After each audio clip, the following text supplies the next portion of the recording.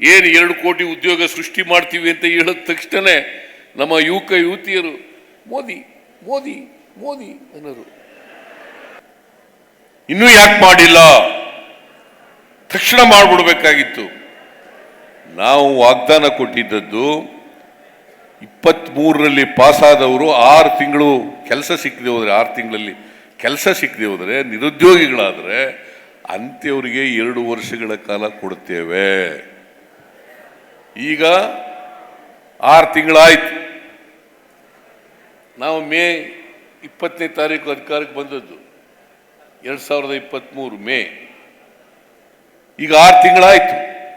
ಯಾರಿಗೆ ಕೆಲಸ ಸಿಕ್ಕಿಲ್ಲ, ನಿರುದ್ಯೋಗಿಗಳಾಗಿದ್ದಾರೆ, ಅಂತಹ ನಿರುದ್ಯೋಗಿ ಪದವೀಧರರಿಗೆ, ಡಿಪ್ಲೊಮಾ ಪದವಿ ನಿರುದ್ಯೋಗಿಗಳಿಗೆ, ಅದು ಯುವಕರಿರಲಿ ಯುವತಿಯರಿರಲಿ, ಎಲ್ಲರಿಗೂ ಕೂಡ 2 ವರ್ಷಗಳ ಕಾಲ ಕೊಡ್ತೀವಿ. ಯಾಕೆ 2 ವರ್ಷ ಕೊಟ್ಟಿದ್ದೀವಿ ಅಂತಂದರೆ 2 ವರ್ಷದಲ್ಲಿ ಅವರು ಉದ್ಯೋಗವನ್ನು ಗಳಿಸ್ಕೋಬೇಕು. ಮತ್ತೆ ಅವರು ಉದ್ಯೋಗ ಗಳಿಸ್ಕೊಳ್ಳಿಕ್ಕೆ ಬರೀ ನಾವು ಭತ್ಯೆ ಕೊಟ್ಬಿಟ್ಟು ಅಷ್ಟೇ ಸುಮ್ಮನಾಗಲ್ಲ, ತರಬೇತಿನೂ ಕೂಡ ಕೊಡ್ತೀವಿ. ಕೌಶಲ್ಯಾಭಿವೃದ್ಧಿ ಇಲಾಖೆಯಿಂದ ತರಬೇತಿನೂ ಕೂಡ ಕೊಡ್ತೀವಿ. ಮತ್ತೆ ಅರ್ಜಿ ಹಾಕಕ್ಕೆ ದುಡ್ಡಿರಲಿಲ್ಲ. ಅನೇಕ ಜನ ನಿರುದ್ಯೋಗಿಗಳಿಗೆ ಅರ್ಜಿ ಹಾಕಕ್ಕೆ ದುಡ್ಡಿರಲಿಲ್ಲ. ಅದಕ್ಕೆ ಉಚಿತವಾಗಿ ಅರ್ಜಿ ಹಾಕ್ತಕ್ಕಂಥ ಕೂಡ ಮಾಡ್ತೀವಿ. ಉಚಿತವಾಗಿ ಕೂಡ ಅರ್ಜಿ ಹಾಕ್ತೀವಿ. ಒಂದು ವೇಳೆ 2 ವರ್ಷದೊಳಗಡೆ ಕೆಲಸ ಸಿಕ್ಬಿಟ್ರೆ, ಅದು ಸರ್ಕಾರಿ ಕೆಲಸ ಇರ್ಬೋದು, ಖಾಸಗಿ ಕೆಲಸ ಇರ್ಬೋದು, ಅಂಥವ್ರಿಗೆ ನಿಲ್ಲಿಸ್ಬಿಡ್ತೀವಿ. ಯಾಕಂತಂದ್ರೆ ಸ್ಪಷ್ಟವಾಗಿರ್ಬೇಕು. ಯುವಕ ಯುವತಿಯರಿಗೂ ಕೂಡ ಇದು ಅರ್ಥ ಆಗ್ಬೇಕು. ಈ ರಾಜ್ಯದ ಜನರಿಗೆ ಅರ್ಥ ಆಗ್ಬೇಕು. ಏನು ಈ ಕಾರ್ಯಕ್ರಮ, ಯುವ ನಿಧಿ ಅಂತಕ್ಕಂಥ ಕಾರ್ಯಕ್ರಮ ಏನು ಅಂತಕ್ಕಂಥದ್ದು ಗೊತ್ತಾಗ್ಬೇಕು. ಇವ್ರು ಟೀಕೆ ಮಾಡೋರು, ಇದ ನರೇಂದ್ರ ಮೋದಿ ಅವರು ಹೇಳಿದ್ರು, ವರ್ಷಕ್ಕೆ 2 ಕೋಟಿ ಉದ್ಯೋಗ ಸೃಷ್ಟಿ ಮಾಡ್ತೀವಿ. ಮಾಡಿದ್ರ? ನಾನು ಕೇಳ್ತೀನಿ ಯುವಕ ಯುವತಿಯರಿಗೆ, ನಿರುದ್ಯೋಗಿಗಳಿಗೆ, ವರ್ಷಕ್ಕೆ 2 ಕೋಟಿ ಉದ್ಯೋಗ ಸೃಷ್ಟಿ ಮಾಡ್ತೀವಿ. 5 ವರ್ಷ ಆಯ್ತು, 10 ವರ್ಷ ಆಯ್ತು ಪ್ರಧಾನಮಂತ್ರಿಯಾಗಿ. ಎಷ್ಟು ಉದ್ಯೋಗ ಸೃಷ್ಟಿ ಮಾಡಬೇಕಾಗಿತ್ತು? 20 ಕೋಟಿ ಉದ್ಯೋಗ ಸೃಷ್ಟಿ ಮಾಡಬೇಕಾಗಿತ್ತಲ್ಲ.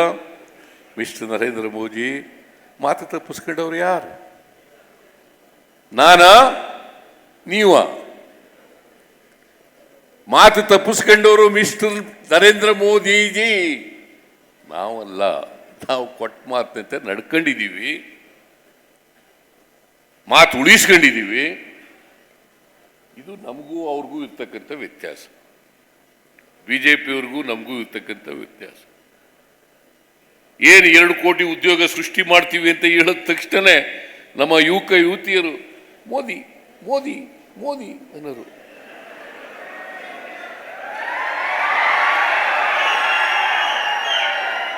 ಮೋದಿ ಮೋದಿ ಮೋದಿ ಕೊಟ್ರ? ಉಳಿಸ್ಕೊಂಡ್ರ? ಉಳಿಸ್ಕೊಂಡ್ರಿ ಏನು ಸುಳ್ಳು ಹೇಳೋದು? ನಾನು ಅದಕ್ಕೆ ಅನೇಕ ಸಾರಿ ಹೇಳಿದ್ದೀನಿ, ಈ ದೇಶ ಕಂಡಂಥ ಪ್ರಧಾನಮಂತ್ರಿಗಳಲ್ಲಿ ನರೇಂದ್ರ ಮೋದಿ ಅವರಷ್ಟು ಸುಳ್ಳು ಹೇಳದಂಥ ಪ್ರಧಾನಮಂತ್ರಿ ಇವತ್ತಿನವರೆಗೂ ಬಂದಿರಲಿಲ್ಲ.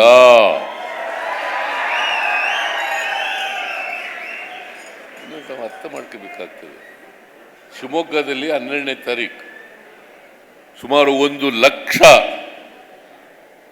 ಲಕ್ಷ ಯುವಕ ಯುವತಿಯರನ್ನು ಸೇರಿಸಿ, ನಿರುದ್ಯೋಗ ಇರ್ತಕ್ಕಂಥ ಯುವಕ ಯುವತಿಯರನ್ನು ಸೇರಿಸಿ, ಅವತ್ತಿನಿಂದಲೇ ಯಾರ್ಯಾರು ರಿಜಿಸ್ಟರ್ ಆಗ್ತಾರೆ,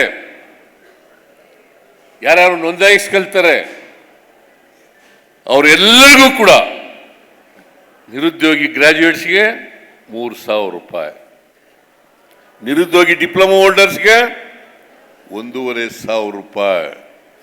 ಇದನ್ನ ಅವತ್ತಿನಿಂದಲೇ ಅವರ ಅಕೌಂಟ್ಗಳಿಗೆ ನೇರವಾಗಿ DBT ಮೂಲಕ ತಲುಪಿಸ್ತಕ್ಕಂಥ ಕೆಲಸವನ್ನು ನಮ್ಮ ಸರ್ಕಾರ ಮಾಡ್ತದೆ. ಹೆಚ್ಚಿನ ವಿಡಿಯೋಗಳಿಗೆ ಪ್ರತಿಧ್ವನಿ ಯೂಟ್ಯೂಬ್ ಚಾನೆಲ್ ಸಬ್ಸ್ಕ್ರೈಬ್ ಮಾಡಿ, ಬೆಲ್ ಐಕಾನ್ ಕ್ಲಿಕ್ ಮಾಡಿ.